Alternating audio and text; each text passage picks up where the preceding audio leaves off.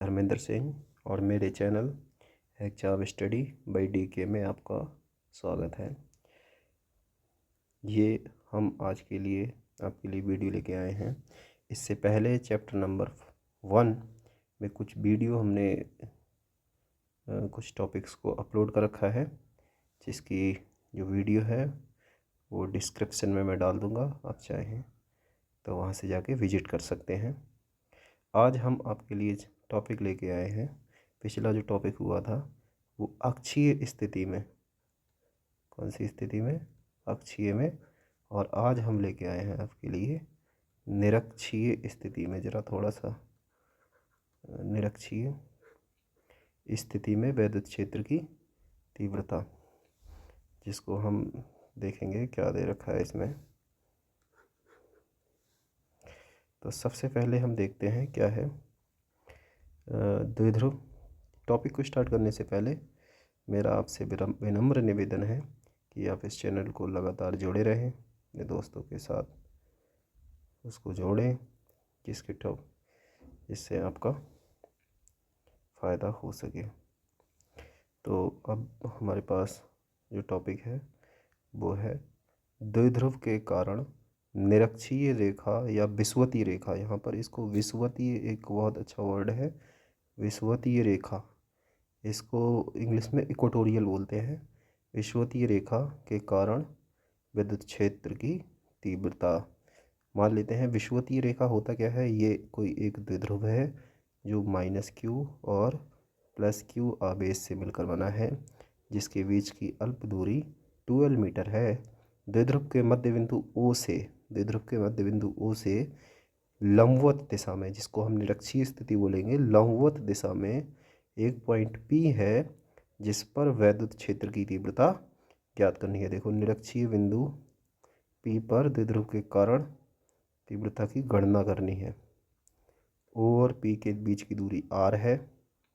मान लेते हैं PA के बीच की दूरी L है। PA और PB ये वाली जो डिस्टेंस है वो दोनों जगह समान हो रखी है। जब हम इस L की बात करेंगे तो हम जानते हैं कर्ण बराबर अंडरवुड आधार स्क्वायर प्लस लंब स्क्वायर। आधार कितना है? आधार है हमारे पास d/2 का होल स्क्वायर, d/2 का स्क्वायर, और लंब है L स्क्वायर R स्क्वायर। इसकी वैल्यू है R स्क्वायर। तो कुल मिला के आ जाएगा R स्क्वायर प्लस d²/4। ये हमारे पास इसके बीच की दूरी निकल के आएगी। ये L की वैल्यू है, ये L की वैल्यू है। अब हम देखेंगे क्या दे रखा है इसमें।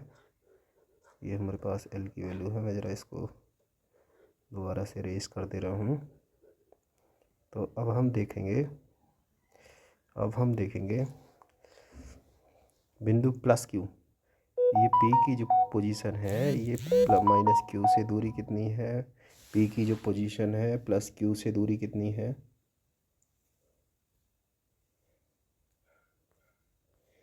P की जो पोजीशन है वो +q से दूरी कितनी है? P की जो -q से दूरी कितनी है वो हम ज्ञात करेंगे। तो सबसे पहले हम P की +q से जो दूरी है वो हो गई है हमारे पास, चूँकि मैं अभी बता चुका हूँ क्या हुई है, R स्क्वायर प्लस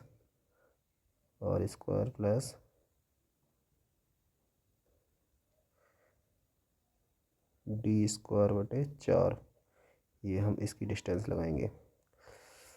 तो P की -q से जो वैद्युत क्षेत्र की तीव्रता E A बराबर -k, जो k की वैल्यू है वो 1/4πε0 भी आप रख सकते हैं, 4πε0। तो -kq/L² और EB में है, ये भी kq/L² है। चूँकि EA और EB के बीच में जो एंगल क्रिएशन है वो थीटा है। EA और EB के बीच में जो एंगल क्रिएशन है वो थीटा है। तो परिणामी वैद्युत क्षेत्र की तीव्रता निकालेंगे तो EA cos theta plus EB cos theta, EA cos theta plus EB cos theta. जब हम इसकी बात करते हैं, चूँकि परिमाण में दोनों की वैल्यू क्या है? सेम है। ये हम समीकरण से देख चुके हैं, परिमाण में दोनों की वैल्यू सेम है Q Q upon L square, तो ये आ जाएगा 2EA cos theta, 2EA cos theta. Cos theta की वैल्यू निकालेंगे तो कॉस थीटा बराबर हम जानते हैं कॉस थीटा बराबर आधार बटे कारण, और आधार क्या है हमारे पास, आधार है d/2 और कर्ण है हमारे पास dl, तो ये आ जाएगा d/2l। कॉस थीटा की वैल्यू d/2l। अब वैल्यू लगाएंगे इसमें, जब हम वैल्यू को लगाएंगे तो देखेंगे तो E कॉस थीटा, तो 2E की वैल्यू ये है KQ/L², KQ/L², और अभी कॉस थीटा की वैल्यू को हमने निकाला है d/2l, वो यहाँ पर रखेंगे। तो अब देखेंगे ध्यान से, इस 2 से ये 2 कट जाएगा, अब ये आ जाएगा KQD/L3। अब चूँकि हम जानते हैं ये दे रखा है QD बराबर क्या होता है P, तो E बराबर KP/L3, QP/L3। तो अब देखेंगे KP/LQ, L की वैल्यू हमने पहले ही बता रखी है, L की वैल्यू ये अंडर रूट, ये हम पावर में कह सकते हैं d²/4/r²। तो L3 की बात करेंगे तो देखो ये एक है, ये एक है, यह 3 लगाएंगे तो यहाँ 3/2 हो जाएगा, इसकी जगह पे 3/2 लगा देंगे तो ये आ जाएगा E बराबर KP/d/4 + L r²3/2। अब इसको हम क्या कर देंगे, r की तुलना में ये d बहुत छोटा है, इसलिए d²/4 को r² की तुलना में नगण्य लेने पर, यानी कि इसको छोड़ देंगे। जैसे इसको छोड़ेंगे तो यह आ जाएगा KP/r3, और k की वैल्यू लगा देंगे, अभी मैंने बताई थी कितनी थी, 1/4πε0। तो E बराबर निकल के आ जाएगा 1/4πε0 1/4πε0 P/r3। ये अक्षीय स्थिति में विद्युत क्षेत्र की तीव्रता है। अभी तो हमने ध्यान से देखेंगे P को हमने ऊपर लिया था तो ये स्थिति निकल के आई। अगर हम चूँकि लंबवत दिशा में ये नीचे भी हो सकता है, हम इधर को भी हम साइड में ले सकते हैं, हम नीचे की साइड में भी इसको यूज़ कर सकते हैं। जब हम नीचे की साइड में जब हम यूज़ करेंगे तो क्या इम्पैक्ट डालेगा वो हम देखेंगे। जब हम नीचे की साइड में इसको हम यूज़ करेंगे तो देखना कह रहा है जहाँ E विद्युत क्षेत्र की दिशा में है और P विपरीत उसके दिशा के अनुदिश है, तो हम कह सकते हैं एक सेकेंड,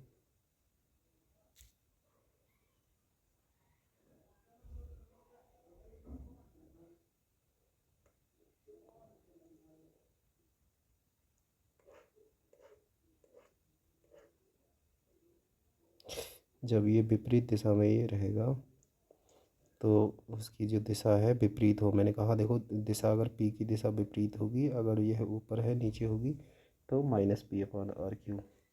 जब हम बात कर रहे हैं अक्षीय और निरक्षीय में क्या अंतर रहा है, अक्षीय और निरक्षीय में क्या अंतर रहा है, अक्षीय निरक्षीय को समझते हैं। अक्षीय स्थिति में अगर निरक्षीय स्थिति पर विद्युत क्षेत्र की तीव्रता, निरक्षीय स्थिति पर विद्युत क्षेत्र की तीव्रता ये हमारे पास प्राप्त हुई है, और अक्षीय पे मैं आपको बता देता हूँ E बराबर, हालांकि मैंने इस टॉपिक को पूरा अच्छे से एक्सप्लेन किया है, E बराबर 1/4πε0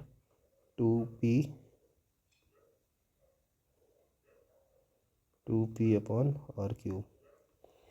तो जब हम इसकी बात करते हैं 2P/r3 की बात करते हैं तो इसकी जो तीव्रता है, अगर हम यहाँ से इसकी कंपैरिजन करेंगे तो ये जो है अक्षीय स्थिति में विद्युत क्षेत्र की तीव्रता लगभग 2 गुनी है। देखो निरक्षीय स्थिति में विद्युत क्षेत्र की तीव्रता समीकरणों के आधार पर स्पष्ट है कि क्षेत्र Q पर निर्भर नहीं करता, यानी जो विद्युत क्षेत्र की तीव्रता है वो आवेश पर निर्भर नहीं करता, बल्कि किस पर निर्भर करता है, द्विध्रुव आघूर्ण पर निर्भर करता है। द्विध्रुव आघूर्ण का मान P बराबर QD है। अतः यदि Q का मान आधा, ये बहुत इंपॉर्टेंट पॉइंट है, यदि Q का मान आधा और D का मान दोगुना कर दें तो भी P का मान वही रहेगा, अतः दोनों स्थितियों में तीव्रता का मान समान रहेगा। तीसरा पॉइंट ये है, विद्युत क्षेत्र की तीव्रता r⁻³ के व्युत्क्रमानुपाती होती है, अर्थात E अनुक्रमानुपाती 1/r³। इस प्रकार निरक्षीय स्थिति दूरस्थ बिंदुओं r D के लिए विद्युत क्षेत्र की तीव्रता E अनुक्रमानुपाती 1/r³ का एकल मान बिंदु के कारण विद्युत क्षेत्र की तीव्रता। अगर हम आवेश के कारण विद्युत क्षेत्र की तीव्रता निकालते हैं तो हमारे पास ये प्राप्त होता है।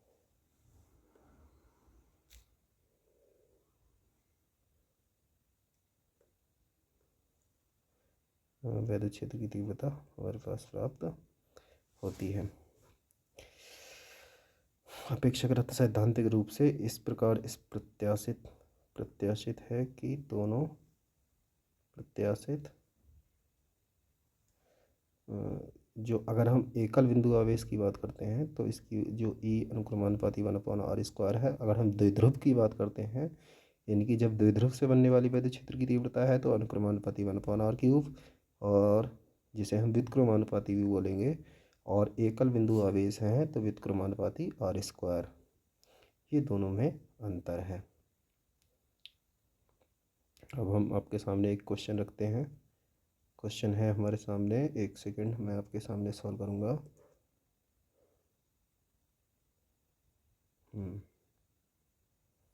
ये पेज आगे पीछे हो गए हैं, जरा इसको ध्यान से हम करते हैं।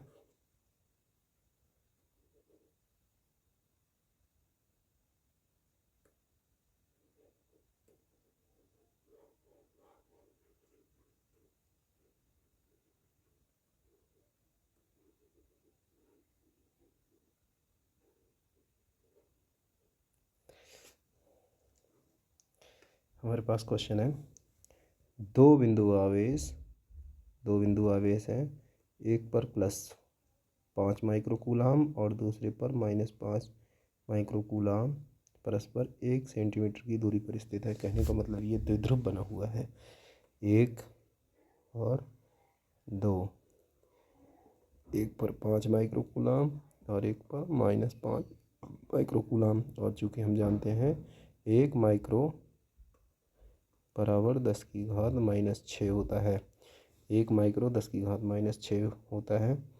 कह रहा है इनके मध्य बिंदु 0.30 सेंटीमीटर दूरी पर रखे अक्षीय स्थिति में और निरक्षीय स्थिति में विद्युत क्षेत्र की तीव्रता ज्ञात करनी है। जब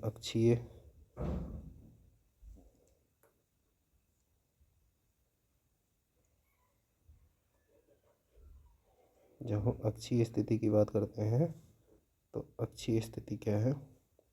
अक्षीय स्थिति में विद्युत क्षेत्र की तीव्रता मैंने बताया था E बराबर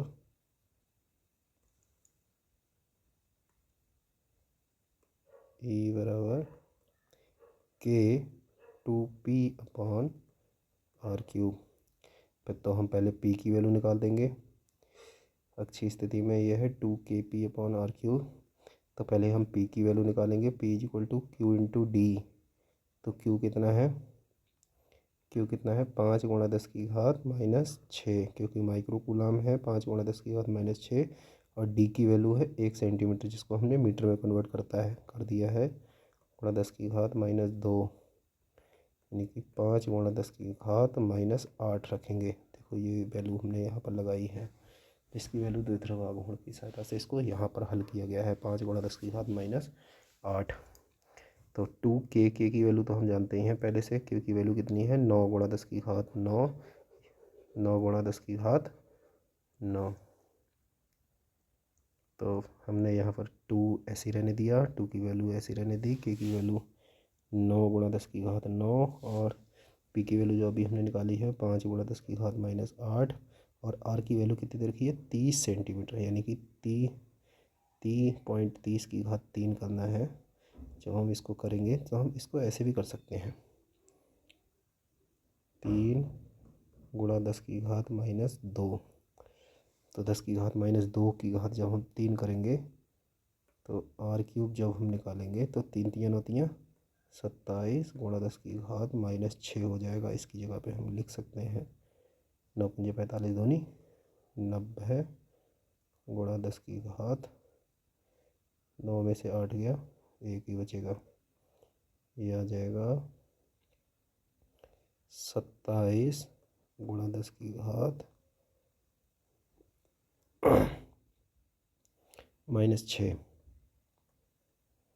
तो ये ऊपर पहुंच जाएगा, प्लस का हो जाएगा। अब इसको काटेंगे, 9 3 27, 9 10 90, तो कितना हो जाएगा 6 2 8, 10 की घात 8। तो ये आ जाएगा 3.33, क्योंकि 10 को 3 से भाग करेंगे 3.33 गुणा 10 की घात 4 न्यूटन पर कूलम निकल के हमारे पास प्राप्त हो जाएगा। ऐसे ही हम निरक्षीय स्थिति में करेंगे। तो निरक्षीय स्थिति में मैंने बता दिया था अक्षीय का आधा हम कर सकते हैं या KP/R क्यूब की सहायता से करते हैं। सबसे बेस्ट ऑप्शन यही है कि निरक्षीय स्थिति में उसका आधा आप कर दें। 1.3 3.33 का 1.67 गुणा 10 की घात 4 न्यूटन प्रति कूलम आंसर इसका प्राप्त हो जाएगा। बहुत ईजिली तरीके से हम उसको आधा कर सकते हैं। हमारे पास नया टॉपिक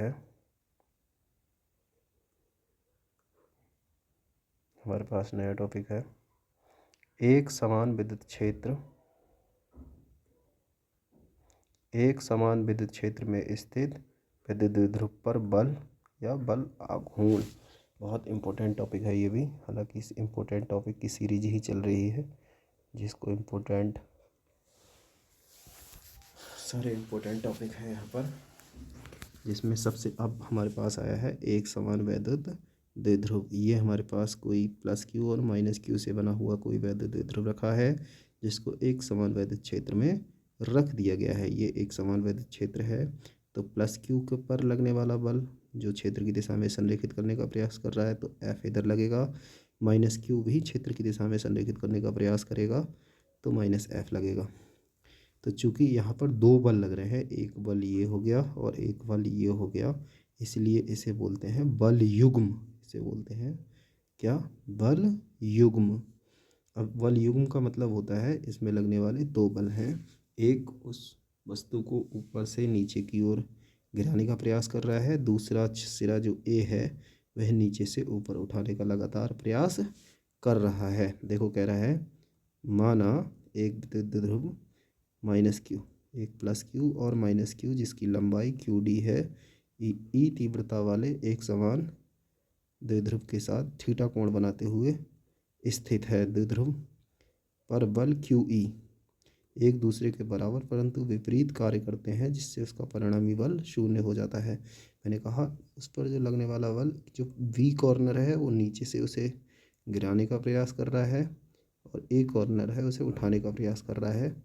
तो लगने वाला QE बल एक पॉजिटिव दिशा में और एक नेगेटिव दिशा में, टोटल वैल्यू जो हो जाएगी संतुलन की स्थिति में 0 हो जाएगी। इस प्रकार वैद्युत द्विध्रुव स्थानांतरी गति नहीं करेगा, तो हम कह सकते हैं उसकी स्थिति जो है, वैद्युत द्विध्रुव स्थानांतरी गति नहीं करेगा।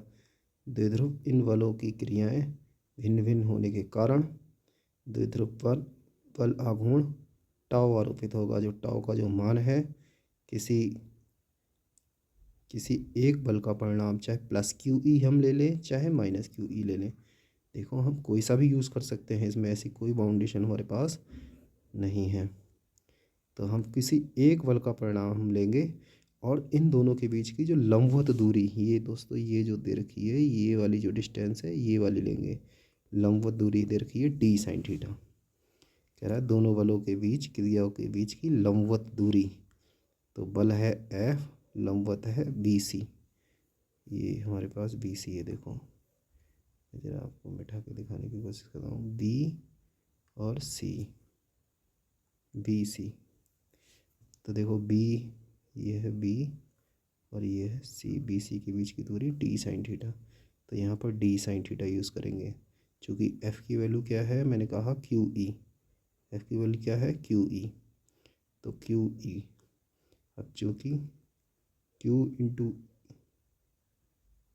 इंटू डी, अब देखो Q इंटू डी क्या हो जाएगा, P, क्या हो जाएगा P, तो टाउ बराबर आ जाएगा PE साइन थीटा। ये जो PE साइन थीटा है इसको हम सदिश रूप में भी व्यक्त कर सकते हैं, ये भी हमारे पास फॉर्मूला आ रहा है, और सदिश रूप में भी व्यक्त कर सकते हैं। Tau vector is equal to P vector cross E vector, जिसका मात्रक चूँकि P का जो मात्रक है इसका टाउ का न्यूटन मीटर, जो कार्य के मात्रक के तुल्य है। बहुत इंपॉर्टेंट टॉपिक है। नेक्स्ट हम चलते हैं न्यूमेरिकल की ओर। न्यूमेरिकल है हमारे पास, न्यूमेरिकल की ओर, न्यूमेरिकल है HCl, क्या है HCl, एक अणु 10⁴ वोल्ट मीटर, ये भी वैद्युत क्षेत्र की तीव्रता का मात्रक है वोल्ट प्रति मीटर, ई का मान है 10⁴ वोल्ट प्रति मीटर के वैद्युत क्षेत्र में रखा है। यदि द्विध्रुव पर 30 अंश का कोण बनता है, थीटा की वैल्यू जो दे रखी है वो 30 अंश दे रखी है, तो द्विध्रुव पर लगने वाले बल आघूर्ण की गणना करनी है, यानी कि टाउ की गणना करनी है। यदि द्विध्रुव की लंबाई 1.6 एंगस्ट्रॉन्ग है, जो बीच की जो द्विध्रुव की जो लंबाई है, डी की जो वैल्यू है 1.6 एंगस्ट्रॉन्ग,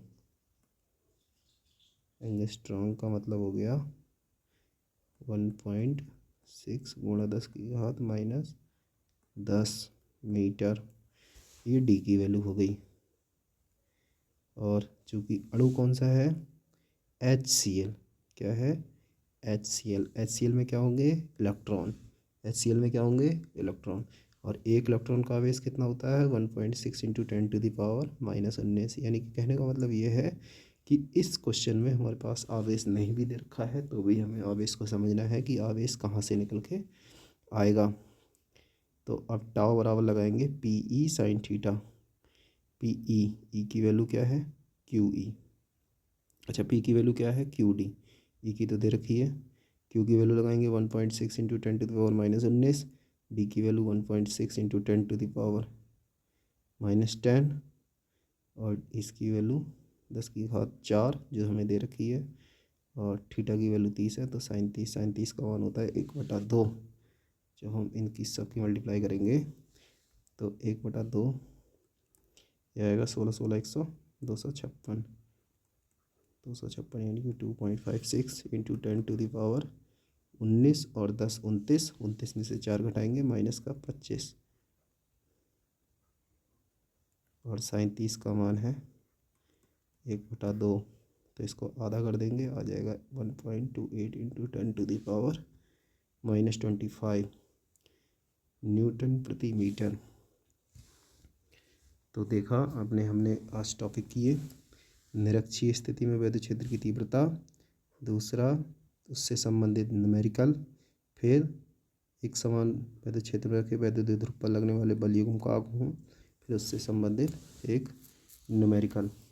इसी प्रकार की वीडियो से लगातार आप जुड़े रहिए, आप हमसे जुड़े रहिए और दोस्तों को ज़रूर कनेक्ट कीजिए। और हाँ, एक से आपसे विनम्र निवेदन है, आप लोग वीडियो देखते हैं और चैनल को सब्सक्राइब प्लीज़ ज़रूर कीजिए, जिससे हमारा प्रोत्साहन बढ़ता है। लाइक कीजिए और अपने दोस्तों को शेयर कीजिए।